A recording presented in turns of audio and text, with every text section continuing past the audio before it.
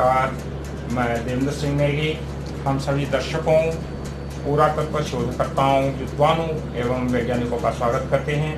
स्वदेशी इंडोलॉजिस्ट देवेंद्र सिंह ब्रह्मालिपि शोध एवं पृथ्वी संरक्षण संस्थान सनातन वैदिक विज्ञान शोध की प्रथम चरण के अंतर्गत सेकंड एपिसोड। ओम संपूर्ण ब्रह्मांड की उत्पत्ति और सृष्टि का द्योतक है। साधक ऋग्वेद द्वारा इस लोक को और यजुर्वेद द्वारा अंतरिक्ष को तथा सामवेद द्वारा उस लोक को प्राप्त करता है। प्रश्नो उपनिषद में ऐसा कहा गया है। प्राचीन भारत की स्वर्णिम समृद्धशाली शिक्षा पद्धति एवं सनातन संस्कृति का आधार श्रुति, स्मृति, वेद एवं पुराण सनातन सभ्यता के अखंड स्तंभ हैं। तो महर्षि वेदव्यास जी ने लगभग 5000 वर्ष पूर्व वेदों का विभाजीकरण 18 पुराणों में किया, जिससे सनातन वैदिक सभ्यता का ज्ञान सहजता से जन जन तक पहुंच सके। वर्तमान 21वीं सदी में आधुनिकता ने हमारे वैदिक ज्ञान का हरण कर लिया है, जिससे मानवीय सिद्धांतों का पतन हो रहा है और प्रकृति का वास हो रहा है। 4 वेद ब्रह्मा जी द्वारा रचित माने गए हैं। वेदों के माध्यम से ही गुरु ब्रह्मा इस सृष्टि की रचना करते हैं। ब्रह्मा से ब्रह्मांड शब्द की उत्पत्ति हुई है। विचित्र शैली लिपि के माध्यम से गुरु ब्रह्मा प्रकृति एवं ब्रह्मांड की सूक्ष्मता से व्याख्या करते हैं, जिस प्रकार से उस लिपि को ब्रह्मालिपि कहा जा रहा है। ब्रह्मालिपि मात्र एक ऐसी लिपि है जिसके प्रमाण विश्व भर में 5वीं शताब्दी पूर्व से लेकर और इतिहास में हम जितना पीछे जाते हैं वहां तक हमें प्राप्त होते हैं। यही लिपि सनातन वैदिक सभ्यता का प्रमाण भी है। विचित्र शैली की यह लिपि का ज्ञान समय अनुसार प्रचलित भाषाओं में साधारण जनमानस के लिए लिखा जाता है। हम दर्शकों को बता दें कि ब्रह्मालिपि के माध्यम से प्रकृति एवं ब्रह्मांड के तंत्र की सूक्ष्मता से व्याख्या की गई है। आइए हम प्रकाश डालते हैं ब्रह्मालिपि के उस शिलालेख में, जो कि इस स्तंभ है इस ब्रह्मालिपि का। तो यहाँ पर हम एक इस शिलालेख को देखते हैं। यह राजगीर बिहार में शंखलिपि के नाम से वर्णित है। परंतु यदि हम शंखलिपि की बात करते हैं तो उसके जब प्रमाण हमें प्राप्त नहीं हुए, तब हमने जो है इस पर आगे अध्ययन किया और इस बात का पता चला कि यह ब्रह्मालिपि है। अब इस शिलालेख में जो है कि यहाँ पर आपको एक फेस नज़र आता है, जिसका हमारा जो राइट कान है, यह फेस का मुंह राइट साइड में है। यह नोज़ है, माउथ है, और यहाँ पर एक गोलाकार जो ये चिन्ह दिखाई देता है, यह सूर्य है। यहाँ पर जो है हमें एक फ्रंट फेस दिखाई देता है, जो कि इसी शिला का जो है चित्र का एक दूसरा फेस है, जो फ्रंट में है। यह नोज़ है, और यह जो है एक गोला और जो हमें यहाँ पे दिखाई देता है, यह चंद्रमा है। इसके आगे हम देखेंगे कि यहाँ पर हमें 3 फेसेस दिखाई देते हैं।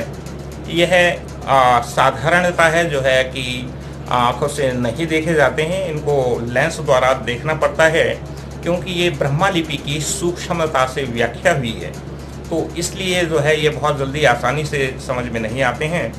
और यहाँ पर जब हम देखेंगे कि ये इधर 3 फेसेस हैं और बीच में हमें एक ये लाइन दिखाई देती है। ये लाइन जो है 2 अलग अलग विषय की ओर संकेत करते हैं। यहाँ पर हमें कुछ एक सुंदर फेस दिखाई देता है। तो ये फेस की आउटलाइन है, और इसके साथ में एक फेस और हमको यहाँ पर नज़र आता है। तो अब इसमें मुख्य बात क्या है कि इसकी व्याख्या होनी किस प्रकार से है। तो इसकी व्याख्या का जो माध्यम है वे ये 2 बिंदु हैं, जिसमें सूर्य है, चंद्रमा है। तो इसकी व्याख्या इस प्रकार से है कि सूर्य, चंद्रमा और यहाँ पर जो फेस है बीच में, ये अग्नि का स्थान है। ब्रह्मांड में यहाँ पर जो है अग्नि का स्थान है। और इसकी जो व्याख्या इस प्रकार से है, सूर्य और चंद्रमा तथा अग्नि जिनके त्रिनेत्र हैं, और गुरु महर्षि वशिष्ठ, ये प्रथम जो फेस है ये महर्षि वशिष्ठ, द्वितीय फेस महर्षि गौतम और तृतीय फेस है अगस्त्य, महर्षि अगस्त्य। तो और यहाँ पर ये इंद्र आदि देवता हैं। इसकी कुल व्याख्या इस प्रकार से बनती है कि सूर्य, चंद्रमा और अग्नि जिन ब्रह्मांड रूपी शिव के त्रिनेत्र हैं, महर्षि गौतम, महर्षि वशिष्ठ, महर्षि गौतम और महर्षि अगस्त्य ने तथा इंद्र आदि देवताओं ने जिनके मस्तिष्क की पूजा की है, वे ब्रह्मांडी रूपे शिव को हम नमस्कार करते हैं। ठीक है, तो ये जो है यहाँ पर दिखाया जा रहा है कि ये सूर्य है, ये चंद्रमा है और ये अग्नि है। अब ये जो महर्षि वशिष्ठ हैं, ये श्री रामचंद्र जी के गुरु हुए, ये सभी तत्वों के ज्ञाता हैं। इसके बाद आते हैं महर्षि गौतम। महर्षि गौतम जो हैं राजा भागीरथ से पहले अंतरिक्षीय पानी के प्रभाव गंगा नदी को पृथ्वी पर प्रथम बार लेकर आए थे। उसके बाद काफ़ी समय के बाद राजा भागीरथ फिर दोबारा जो है गंगा नदी को पृथ्वी पर लेकर आए थे। इसके बाद महर्षि अगस्त्य जो है, इनका भी संबंध पानी से है। ये जो है इनकी ये इस प्रक्रिया के अंतर्गत समुद्र का पानी जो है, समुद्र के पानी से इनका संबंध बनता है। इसके बाद ये आते हैं इंद्र। ये जो सुंदर फेस दिखाई दे रहा है ये इंद्र का है। इंद्र का भी संबंध जो है पानी से है। ये सभी जो है ये जो सभी ये यहाँ पर ये इंद्र प्रणाली है, यहाँ पर महर्षि अगस्त्य प्रणाली है और यहाँ पर महर्षि गौतम जो है, ये सभी जो हैं पानी से संबंधित हैं। और इसके अलावा जो यहाँ पर जो ब्रह्मांड रूपी शिव का जो है त्रिनेत्र बताया गया है, इसका अर्थ यह है कि जिस प्रकार से सूर्य के गर्भ में अग्नि है और पृथ्वी के गर्भ में अग्नि है जिसे कोर कहा जाता है, उसी प्रकार से एक अग्नि और अंतरिक्ष में यहाँ पर है। ठीक, तो यदि हम बात करते हैं तो इस अग्नि का जो है कि अभी ज़्यादा साइंस में कुछ ज़्यादा विशेष चर्चा नहीं होती है, परंतु यहाँ पर जो अग्नि है इसके महत्व को जानना हमारे लिए बहुत ज़रूरी है कि इसका हमारे ब्रह्मांड में या हमारी पृथ्वी से क्या संबंध है। क्योंकि इसका जो वो संबंध है पृथ्वी के प्रलय से जोड़ा जाता है। जबकि पृथ्वी पर कोई सभ्यता का अंत होता है तो इस अग्नि का उस प्रलय में मुख्य भूमिका होती है। इस पर हमें रिसर्च की बहुत बड़ी आवश्यकता है। अब इसके बाद हम बात करें यदि सूर्य की, तो यहाँ पर एक सबसे बड़ी खोज ये होती है कि जिसके विषय में या तो इसरो संभवतः इसरो जो है कि जानता होगा या फिर नासा जो है इस विषय में जो है कि कुछ जानकारी दे सकता है। यहाँ पर जो है कि सूर्य के सबसे निकट एक कपी फेस हमको नज़र आता है। कपी फेस, दोबारा ध्यान दें, यहाँ पर एक कपी फेस नज़र आता है। यदि हम रामायण की बात जब करते हैं तो रामायण का सूत्र यहाँ पर लगेगा और हनुमान जी जो हैं यहाँ पर विराजमान हैं। तो क्योंकि सभी वानर जो नर वानर थे उनमें केवल हनुमान जी ही जो है कि सूर्य तक पहुँचे थे और कहा जाता है कि उन्होंने सूर्य से ज्ञान प्राप्त किया था। ठीक, तो यहाँ पर हनुमान जी हैं, दिखाई देते हैं। ये आपको वैसे नहीं दिखाई देगा आंखों से, आपको लेंस की ज़रूरत पड़ेगी, बहुत ध्यान से देखना पड़ता है। फिर यहाँ पर हम आगे बढ़ते हैं तो उनके मुख के पास में एक पात्र नज़र आता है। यह घड़े की तरह एक पात्र है। इसको द्रोण पात्र कहा जाता है। क्या कहा जाता है? द्रोण पात्र। ठीक है, इस द्रोण पात्र से जो है ये जो लाइन आपको नीचे जाती हुई दिखाई दे रही है। यह एक पाइपलाइन की तरह है। चूंकि ये हमारे विज्ञान से उन्नत विज्ञान है, इसलिए इसकी साधारण शब्दों में व्याख्या नहीं की जा सकती है।